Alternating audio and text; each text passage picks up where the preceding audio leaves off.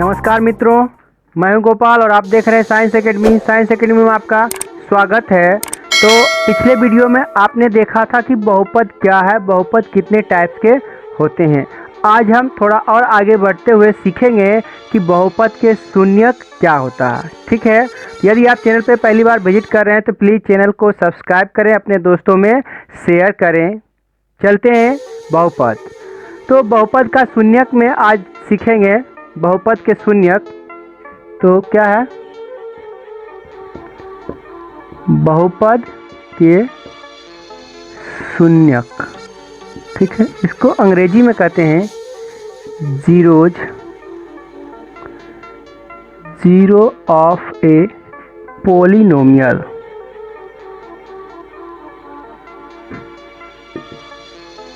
Zero of a polynomial. तो बहुपद के शून्यक समझने से पहले आपको थोड़ा सा बात समझना पड़ेगा। जैसे आप देखते हैं, कुछ बहुपद देखते हैं तो बहुपद के मान के बारे में समझना होगा।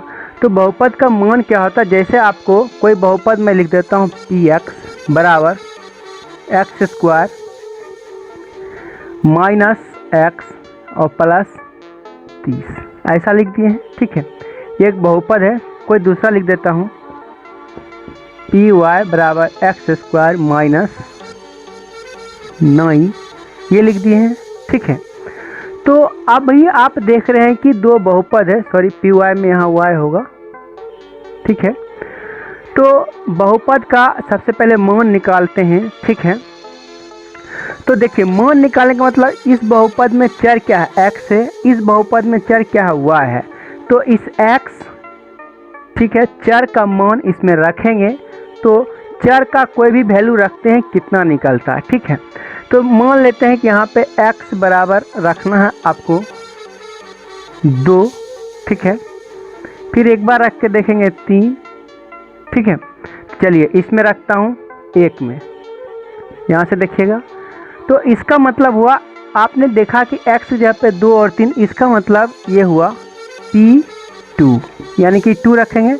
तो इसका मतलब आप देख रहे हैं जहाँ लिखा हुआ था x वहाँ आपने लिखा है 2। इसका मतलब हुआ जहाँ जहाँ x है वहाँ वहाँ 2 लिखेंगे। ठीक है, तो इसमें रखेंगे तो क्या होगा 2 का स्क्वायर माइनस 2 और प्लस 30, ऐसा देख रहे हैं। इसका जब आप सॉल्यूशन कीजिएगा तो 4 में से 2 गया 2 और प्लस 30, यानी कि 32 हो जाएगा।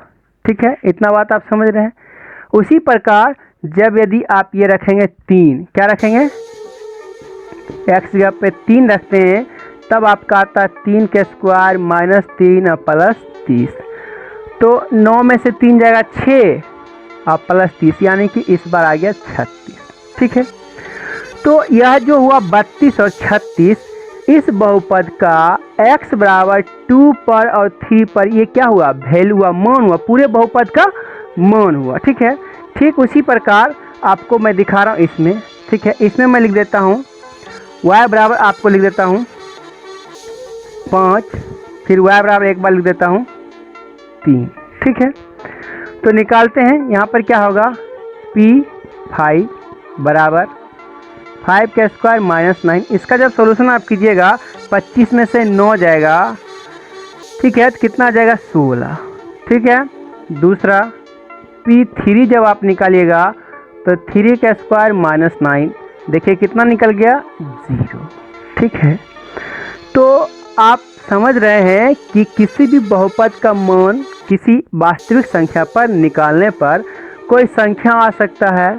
ठीक है, कुछ भी आ सकता है, कभी कभी माइनस भी आ सकता है। ठीक है, तो यानी कि एक समय ऐसा आएगा, देखिए यहाँ पर आप देख रहे हैं कि 0 आ गया। ठीक है, तो यानी कि किसी भी बहुपद का शून्यक वही संख्या होता है जिस पर रखने पर वह संख्या यदि बहुपद में रख देंगे तो उसका मान 0 हो जाए। जैसे आप देख रहे हैं कि इस बहुपद में पी वाई बराबर स्क्वायर माइनस 3 में y के जगह पर हमने 3 रखा तो क्या आ गया? 0 आ गया। उसी प्रकार ये ऊपर वाला है, उसमें x जगह पर कुछ ऐसी संख्या रखेंगे, क्या आ जाएगा? 0 आ जाएगा। तो वह संख्या कहाँ से आएगा इसके बारे में आपको अभी घबराना नहीं है, आगे हम सीखेंगे। तो इसके लिए देखते हैं एक बार, यहाँ से क्या होता है देखते हैं। इसमें एक बार हम रख लेते हैं 5, एक बार रख लेते हैं 6। ठीक है, तो देखिए 5 रखेंगे क्या होगा P5, तो यहाँ पे क्या होगा 5 का स्क्वायर माइनस, ठीक है 5 का स्क्वायर माइनस 5 और प्लस 30। इसका जब सॉल्यूशन आप कीजिएगा तो क्या आ जाएगा 25 में से 5 गया 20 प्लस 30, ये क्या आ गया 50। यहीं पर आप देखिए -5 रखिए, -5, तब क्या हो जाएगा यहाँ पर होगा -5 का स्क्वायर और माइनस यहाँ क्या हो जाएगा -5 और प्लस 30। अब देखिए यहाँ पर क्या हो गया, ये हो जाएगा 25 और प्लस 5, ठीक है 25 प्लस 5, इसके बाद प्लस 30। तो आप देख रहे हैं कि आपको अलग अलग स्थिति में अलग अलग आंसर आ रहा। तो एक स्थिति ऐसा आएगा जैसे आपने देखा कि वो 0 हो जाएगा, तो वही स्थिति क्या कहलाता है बहुपद का शून्य कहलाता। मतलब कि बहुपद में चर का वह मान जिस पर बहुपद का मान क्या हो जाए 0 हो जाए, उस वास्तविक संख्या को ही बहुपद का शून्य कहते हैं। ठीक है, बात समझ गए हैं? तो चलिए एक बार किताबी भाषा में इसको लिख लेते हैं। बहुपद का शून्यक एक वास्तविक संख्या, एक वास्तविक संख्या a है, एक वास्तविक संख्या a है जिस पर बहुपद px, जिस पर बहुपद px जो यहाँ पे क्या होगा, जो एक वास्तविक संख्या a जो बहुपद px का शून्य कहलाता है,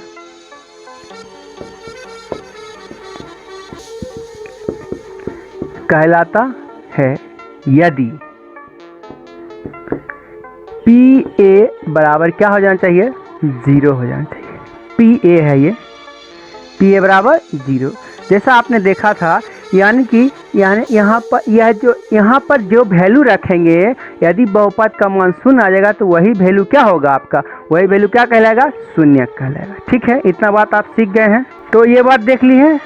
देखिए एक आपको रख के दिखाता हूँ। जैसे देखिए एक बहुपद है आपका, ठीक है, px बराबर है x² माइनस 8x माइनस 20। इसमें देखिए x बराबर आप रखें -2। देखिए x बराबर जब -2 रखेंगे तो 0 आ जाएगा। ठीक है, तो देखिए रखते हैं -2, यहाँ क्या होगा -2 का स्क्वायर -8 इंटू -2 और -20। इसका सॉल्यूशन हम करेंगे तो कितना आएगा, ये हो जाएगा 4, ये कितना हो जाएगा +16 -20। इसका आंसर क्या आएगा 0। तो आपने देखा कि x का जो वैल्यू हमने -2 रखा है तो आ गया 0। इसका मतलब ये जो दिया गया बहुपद है इसका जो क्या है शून्य क्या है -2। तो आप शून्यक समझ गए हैं। ठीक है, आगे अब चलते हैं कि शून्यक हम निकालेंगे कैसे। आगे क्या है, शून्यक हम निकालेंगे कैसे। ठीक है, बहुपद का शून्यक निकालना। ठीक है, तो बहुपद का शून्यक निकालना, तो सबसे पहले एक रैखिक बहुपद होता है उसका शून्यक बहुत आसानी से निकाला जाता है। थोड़ा उसके बाद द्विघात बहुपद होता है, वो थोड़ा और बीजी होता है। उसके बाद त्रिघात होता है, वो तो और महाबीजी होता है। ठीक है, तो देखते हैं। तो एक बहुपद मैं लिखता हूँ। जैसे देखिए ये है px बराबर 2x माइनस 3।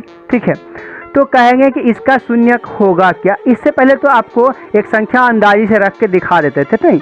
तो इसमें देखिए अंदाजी नहीं, माने आपको सिखा रहे हैं। यदि आपको क्वेश्चन दे दिया जाए इसका शून्यक क्या है तो आप निकाल पाइएगा। ठीक है, तो आप निकाल पाइएगा। तो कैसे निकालेंगे, तो आप करिए क्या, जो बहुपद दिया हुआ ऐसे दिया हुआ 2x माइनस 3, इसके बराबर कर दीजिए 0। कर दिए। अब आपने सीखा होगा शुरू में छोटी क्लास में कि इसमें x है, आपको x का वैल्यू निकालना है, तो वही तो आंसर होगा। तो x का वैल्यू निकालने के लिए दिए गए संख्या को एक तरफ करते हैं और x को एक तरफ रखते हैं। तो इसको जब करते हैं तो क्या करते हैं, यहाँ पे लिखते हैं इससे या का साइन देते हैं, ये माइनस इधर चला जाएगा 3 प्लस हो जाएगा, यहाँ बच जाएगा 2x।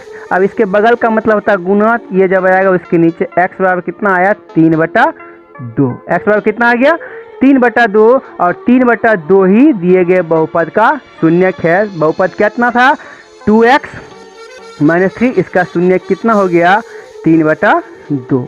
ठीक है, आशा करते हैं आप समझ रहे हैं। चलिए एक और जो होता है दूसरा, ये तो था रैखिक बहुपद। आपने पीछे वीडियो में, यदि आप पहले वीडियो नहीं देखे हैं प्लीज़ प्लेलिस्ट में जाके आप देख लीजिए, आपको समझ में आ जाएगा। ठीक है, तो ये रैखिक बहुपद था। दूसरा होता है द्विघात बहुपद।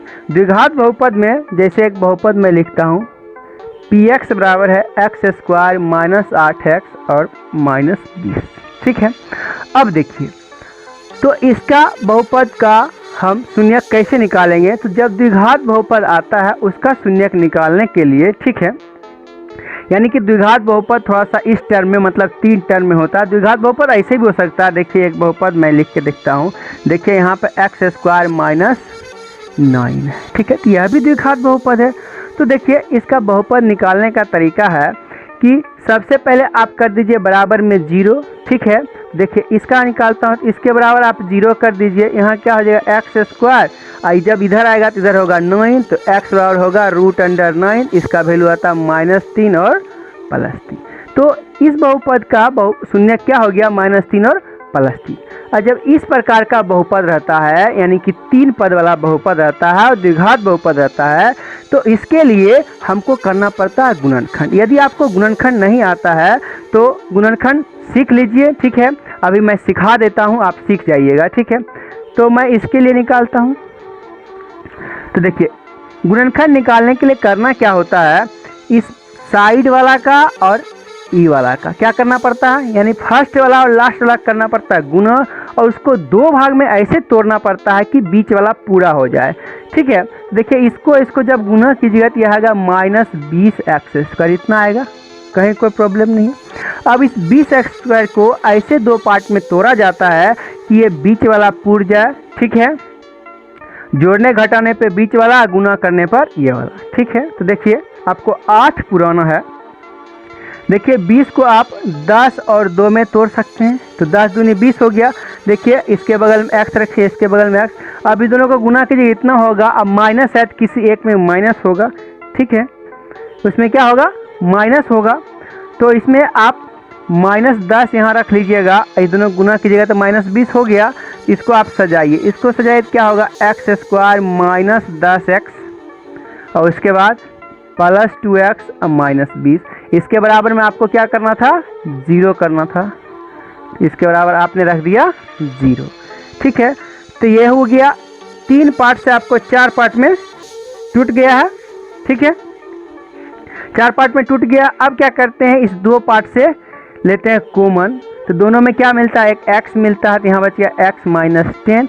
इतना करने के बाद आपको क्या करना होता है, ये वाला जो छाप देना आंख बंद करके, यानी कि x - 10 आंख बंद करके आप छाप दिए। और तब इस 2 पार्ट में आपको देखना होता है कि आप यहाँ पे क्या अंदर में क्या रखें x, तो बगल में क्या बचा 2 प्लस ऐसे। तो इसका मतलब अब ये देखिए यहाँ था 3 पार्ट, ये 4 पार्ट, अब ये 2 पार्ट में टूट गया है। अब दोनों में देखिए आपने ये और ये एक जैसा है, इसको आप लिखते हैं x - 10 और x + 2, इसके बराबर आपका 0 है। ठीक है, आप सीख रहे हैं, इसी प्रकार से निकाला जाता है। ठीक है, तो अब क्या करते हैं, इसको करते हैं x - 10 के बराबर 0, और फिर इसको करते हैं उधर, यानी x बराबर आ गया 10।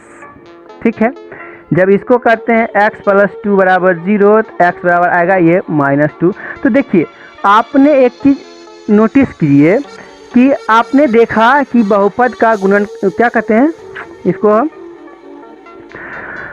बहुपद का शून्यक। ठीक है, शून्यक हम निकाल लिए। ठीक है, तो आप एक बात ध्यान दीजिए, इस पर पावर कितना है 2, इसलिए इसका नाम द्विघात है। इस पर पावर कितना 1, इसलिए इसका नाम क्या है रैखिक बहुपद या एक घाती बहुपद। तो आप थोड़ा ध्यान से देखिए कि जब आपने यहाँ निकाला तो कितना पीस निकला 1 पीस निकला। ठीक है, जब आपने यहाँ शून्यक निकाला तो 2 पीस। देखिए इससे यह भी बात पता चल गया आपको कि रैखिक बहुपद के शून्यकों की संख्या कितनी होती है, 1 होती है। द्विघात बहुपद के शून्यकों की संख्या कितनी होती है, 2 होती है। त्रिघात बहुपद के शून्यकों की संख्या कितनी होती है, 3 होती है। ठीक है, ये क्वेश्चन आपके सामने आ सकता है। ठीक है, तो आप देख लिए कि शून्यकों का बहुपद के शून्यक कैसे निकाले जाते हैं, यह सीख गए हैं। और यह भी सीखे हैं कि रैखिक बहुपद के शून्यकों की संख्या 1 होती है, द्विघात बहुपद के शून्यकों की संख्या 2 होती है। ठीक है, तो अब देखिए आपने यह 2 पीस निकाला है, इसी को आगे चल के अभी तुरंत आप देखिएगा इस शून्यक का कुछ ना कुछ नाम रखा, तो नाम इसका रखा जाता है। ठीक है, जैसे ये 2 पीस है, आपका मन है इसको, आपका मन है इसको, किसी को आप रख सकते हैं। इसका नाम रखिए अल्फा, इसका नाम रखिए बीटा। ऐसे सिंबल जो लिखते हैं, एक सिंबल को अल्फा पढ़ते हैं, एक सिंबल को बीटा पढ़ते हैं। तो द्विघात बहुपद में जो शून्यक हुआ वह क्या हुआ, अल्फा और बीटा हुआ। ऐसे जब आगे चल के त्रिघात बहुपद में जाएंगे तो होगा अल्फा, बीटा और गामा। ठीक है, इतना बात समझ गए हैं। तो अल्फा बीटा हुआ बहुपद के शून्यक। ठीक है, तो अब आगे पढ़ेंगे हम लोग बहुपद के शून्यक और गुणांकों के बीच संबंध। ठीक है, अगला बहुपद के शून्यकों और गुणांकों के बीच संबंध। ठीक है, शून्यकों के बहुपद के गुणांकों और शून्यकों के बीच संबंध। तो देखिए एक बहुपद लिखते हैं। ठीक है, सबसे पहले देखिए एक रैखिक बहुपद,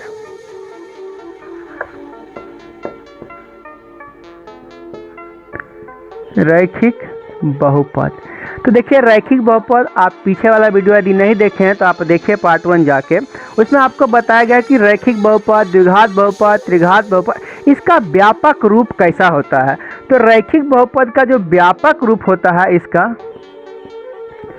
व्यापक रूप वह होता है ax प्लस b, ऐसा होता है। ठीक है, जहाँ पर a डज नॉट 0 होता है।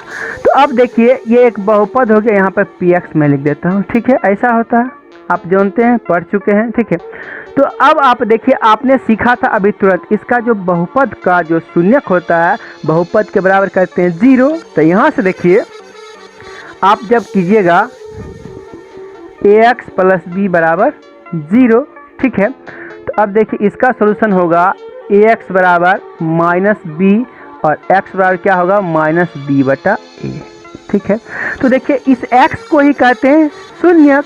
इसका मतलब हुआ कि रैखिक बहुपद में शून्यक बराबर हुआ, देखिए पूरे बहुपद में जहाँ पर ये चर होता है, जहाँ पे चर नहीं दिखता उसको अचर पद बोलते हैं, वास्तव में उसमें छुपा रहता है लेकिन उसको बोलते हैं, इसको बोलते हैं। इसमें हुआ b अचर पद हुआ, i तो चर पद हुआ। ठीक है, तो देखिए इसमें क्या हुआ, यदि इसको लैंग्वेज में लिखेंगे तो यह हुआ शून्यक। x का जो वैल्यू होता है उसी को कहते हैं शून्यक। तो शून्यक बराबर हुआ b को कहते हैं, इसमें बोलते हैं अचर पद। क्या बोलते हैं, अचर पद। जिसमें x y z ना दिखे उसको अचर पद बोलते हैं। ठीक है, तो यहाँ पे माइनस का साइन है तो माइनस, यहाँ पे होगा अचर पद। क्या होगा, अचर पद। और नीचे में क्या होगा, x का गुणांक। x का गुणांक, गुणांक का मतलब आप समझते हैं, जहाँ पे x y z होता है उसके बगल में जो होता है तो इसको a b c से दर्शाया गया है। ठीक है, तो a से दर्शाया गया तो इसमें a है तो a को ही क्या बोला, x का गुणक। इस बात को आप समझ रहे हैं, कहीं कोई दिक्कत नहीं है। ठीक है, तो आपने रैखिक बहुपद के बारे में समझ लिया कि रैखिक बहुपद का शून्यक और गुणांक के बीच क्या संबंध होता है। ठीक है, अब चलते हैं रैखिक के बाद आपका द्विघात बहुपद। क्या होता है, द्विघात बहुपद। ठीक है, इसमें आप व्यापक रूप नहीं लिखेंगे, आपको थोड़ा सा मैं समझाता हूँ, देखते हैं। ठीक है, व्यापक रूप आप पीछे पढ़ चुके हैं। तो देखिए इसमें होता क्या है, द्विघात बहुपद एक बहुपद में लिखता हूँ जो अभी जस्ट आपने बनाया था इस बहुपद का। देखिए मैं px लिख देता हूँ, इसका क्या लिखा था, x² माइनस 8x माइनस 20। तो ये था। ठीक है, तो इसका अभी आपने जो बहुपद का शून्यक निकाला था, शून्यक, तो एक बार x बराबर निकाले थे। ठीक है, -2 आया था, एक बार कितना आया था, x बराबर इसका कितना आया था, 20 आता है, 10 दूनी 20 तो 10 आया था। हाँ एक बार 10 आया था, ठीक है, एक बार 10 आया था और एक बार 2 आया था, 10 दूनी के 20। हाँ ठीक है, तो एक बार -2 और एक बार 10 आया था। तो देखिए इसी को आपने क्या बोला था, इसी को बोला था अल्फा, इसी को बोला था बीटा, ठीक है। अब एक बात ध्यान से देखिए आपको, ठीक है, संबंध देखते हैं। जैसे यदि आपको कहा जाए अल्फा प्लस बीटा, नहीं तो अल्फा का मतलब हुआ -2 और बीटा का मतलब हुआ 10। इतना बात आप समझ रहे हैं। देखिए अल्फा प्लस बीटा यह होगा -2 और +10, इसका जो वैल्यू होगा वह कितना होगा, आप देख रहे हैं तो 8 हो रहा। क्या हो रहा, कोई दिक्कत नहीं आपको।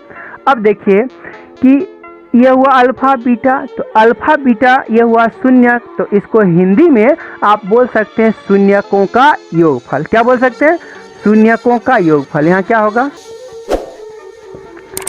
शून्यकों का योगफल, ठीक है, इसको बोल सकते हैं शून्यकों का योगफल। अब आप देखिए यहाँ पे 8 है, नहीं तो इसके बटा में तो निश्चित रूप से 1 होगा, कोई दिक्कत नहीं है। आप पीछे पढ़ चुके हैं परमेय संख्या में कि जिसके नीचे में कुछ नहीं होता वहाँ 1 होता है, ठीक है। तो इसके नीचे में 1 है, तो अब आप इस पीस को इस दिए गए से कंपैरिजन कराइए, ठीक है। तो देखिए आपने पढ़ा होगा कि यहाँ पर होता है a, यहाँ पर होता है b और इसको कहते हैं c। ये बात आप जानते हैं, यानी कि x² के बगल में जो गुणांक होता है उसको a बोलते हैं, x के बगल में जो रहता है उसको गुणांक b बोलते हैं, और जो अचर पद होता है उसको c बोलते हैं, ठीक है। तो अब आप देख रहे होंगे ये जो 8 है, ठीक है, ये जो 8 है वह क्या है, 8 का कंपैरिजन कीजिए तो यहाँ क्या है, 8 के जगह पे क्या है, b है। तो अब आप इसको लिख सकते हैं b, नहीं और b में आपने देखिए माइनस था, नहीं तो यहाँ पे माइनस दे के बाहर में लिख दीजिए, ठीक है। यहाँ पे क्या हुआ, -b, क्योंकि -b लिखेंगे तब ये माइनस आएगा, ठीक है, क्योंकि यहाँ पे -8 था और नीचे आपको लिखना है a, क्योंकि 1 तो यहाँ पे कुछ नहीं, क्या है 1 नहीं है, तो इसलिए यहाँ पे a, ठीक है। यानी कि अब आपको याद कर सकते हैं, ठीक है, अल्फा प्लस बीटा बराबर -b/a, ठीक है। और शून्यकों का योगफल दोनों, उसको इसको लैंग्वेज में बोल रहे शून्यकों का योगफल, आप पूरा एकदम मैथमेटिक्स भाषा में अल्फा प्लस बीटा के बराबर क्या होगा, -b/a, ठीक है। ये बात आप देख रहे हैं। इसको हिंदी में जब लिखा जाएगा तो यह माइनस जो b है यह क्या है, -b, तो b का मतलब होता है x का गुणांक, x का गुणांक क्या होता है, और नीचे a का मतलब हुआ x² का गुणांक, क्या x² गुणांक। तो इस बात को आप समझ गए, आप बिल्कुल रट्टा मार लीजिए कि अल्फा प्लस बीटा बराबर -b/a, और b का मतलब हुआ कि x² का गुणांक, ठीक है, और a का मतलब हुआ, सॉरी b का मतलब हुआ x का गुणांक और a का मतलब हुआ x² का गुणांक। इतना बात समझ गए, चलिए ठीक है। इस बात को जब समझ गए, इसको मैं समझा दिया हूँ अच्छी तरह से, मैं लिख देता हूँ, ठीक है। तो आपने क्या अभी समझ लिया कि अल्फा प्लस बीटा बराबर होता है -b/a, इतना जान के। अब देखिए अगला फिर से समझिए, अल्फा इंटू बीटा, तो अल्फा मतलब ये क्या है -2 और बीटा मतलब क्या है 10 है, तो देखिए -2 × 10, इसका मतलब हुआ -20, क्या हो गया -20, ठीक है। तो अब आप देखिए इसके नीचे में क्या है 1 है, तो इसको आप लिख सकते हैं, देखिए -20, इस पीस का क्या नाम है, इसका नाम क्या है c है, इसका नाम c है, तो आप इसको लिख सकते हैं c, और नीचे क्या लिख सकते हैं आप, नीचे आप लिख सकते हैं a, ठीक है। तो इसका मतलब आपको पता चल गया है कि अल्फा इंटू बीटा बराबर हुआ c/a, ठीक है। तो देखिए अल्फा इंटू बीटा, अल्फा मतलब और बीटा मतलब होता है शून्य, इंटू मतलब होता है गुना, तो आप यहाँ पे बोल सकते हैं शून्यकों का गुणनफल। क्या बोल सकते हैं? शून्यकों का गुणनफल। सी मतलब क्या हुआ? अचर पद, अचर पद अब बटा में एक्स स्क्वायर का गुणांक। क्या हुआ? एक्स स्क्वायर का गुणांक। ये आप लैंग्वेज में भी याद कर सकते हैं, ठीक है, और जनरली मैथमेटिक्स भाषा में अल्फा इंटू बीटा बराबर सी बाय ए। तो अब आपको पता चल गया होगा कि द्विघात बहुपद का जो गुणन क्या होता है, द्विघात बहुपद का गुणांक और शून्य, इसके बीच संबंध क्या होता है? तो आपके बीच संबंध क्या होता है? अल्फा प्लस बीटा बराबर माइनस बी बटा ए, अल्फा इंटू बीटा बराबर सी बटा ए। ये बात आप समझ गए, ठीक है। तो अब अगला स्टेप जो होता है, जैसे अभी आपको एक क्या था, बहुपद दिया गया था तो आपको अल्फा बीटा निकालने बोला गया, ठीक है, और उसका संबंध। अब क्या होगा, एक क्वेश्चन आएगा कि अल्फा बीटा दिया गया या फिर अल्फा प्लस बीटा दिया गया है या अल्फा इंटू बीटा दिया गया, तो आप द्विघात बहुपद यानी कि इसी का उल्टा, ठीक है। तो अब आप सीखेंगे कि यदि अगला आपके सामने क्या है, यदि बहुपद के शून्यक, बहुपद के शून्यक अल्फा बीटा हो तो द्विघात बहुपद बराबर, तो द्विघात बहुपद, तो द्विघात बहुपद, बहुपद बराबर, तो आपका यहाँ पे द्विघात बहुपद क्या होगा? तो इसके लिए होता है ए और उसके बाद होता है x square minus alpha plus beta into x plus alpha into beta. ये आपका द्विघात बहुपद निकालने का एक तरह से आपको फॉर्मूला हो गया।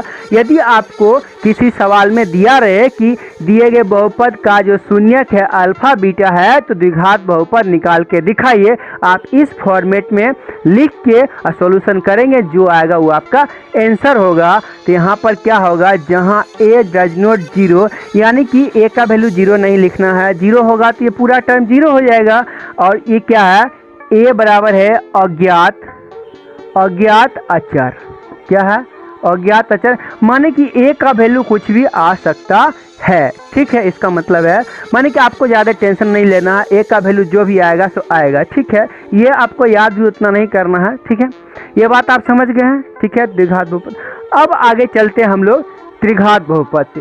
तो देखिए सिंपल सा त्रिघात बहुपद में आपको जनरली आपको ऐसा सवाल नहीं आएगा त्रिघात बहुपद दिया हुआ है तो इसका आप निकालिए शून्य। ये आता है, ये सिर्फ 9th क्लास में आता है सिखाने के लिए। जब आप बड़े क्लास में जाइएगा, कंपटीशन पढ़ेगा तो बहुपद निकालने नहीं आएगा। आप देखिएगा ऑब्जेक्टिव क्वेश्चन आएगा तो द्विघात बहुपद हो, त्रिघात बहुपद हो, चाहे कितना भी बड़ा बड़ा घात बहुपद हो, उसका शून्य क्या होगा, तो ऑप्शन तो होगा। ऑप्शन से हम लोग जांच कर सकते हैं, क्योंकि जानते हैं कि जो शून्यक होगा बहुपद में डालेंगे तो क्या होगा, उसका वैल्यू शून्य हो जाएगा। तो ABCD में जो होगा उसका वैल्यू डालेंगे, शून्य आएगा तो वही उसका बहुपद है। इसलिए ज़्यादा सीखने की जरूरत नहीं है। अब आपको सिर्फ जानना है कि त्रिघात बहुपद के जो शून्यक होते हैं और उसका गुणांक होता है, उसके बीच क्या संबंध होता है, ठीक है।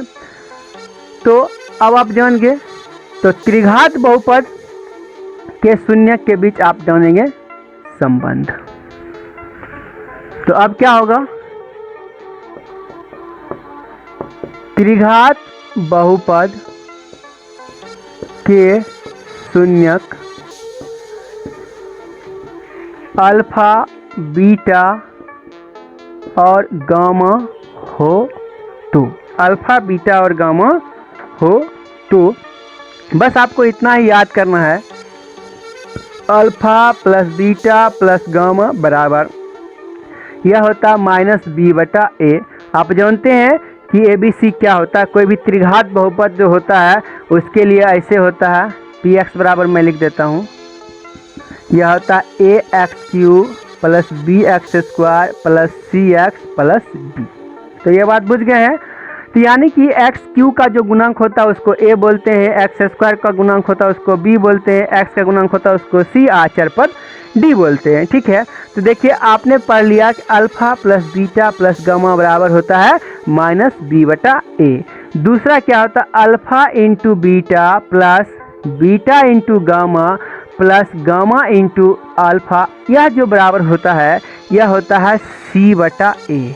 यह क्या होता है, C बटा ए होता है, ठीक है, तो यह होता है सी बटा ए। और तीसरा जो होता है alpha into beta into gamma बराबर माइनस डी बटा ए। क्या होता है? माइनस डी बटा ए होता है, माइनस डी बटा ए। ठीक है, तो त्रिघात बहुपद में हुआ क्या? त्रिघात बहुपद के शून्य का संबंध क्या होगा? यदि तीनों शून्यकों को जोड़ेंगे तो आपको माइनस बी बटा ए आएगा। दो दो करके बहुपद का शून्यक लेंगे, उसको जोड़ेंगे तो आपको सी बटा ए का वैल्यू बराबर आएगा, और तीनों को जब गुना करेंगे तो डी बटा ए आएगा। ठीक है, तो आज के लिए बस इतना ही। फिर से मिलते हैं अगले वीडियो में, तब तक के लिए नमस्कार, बाय।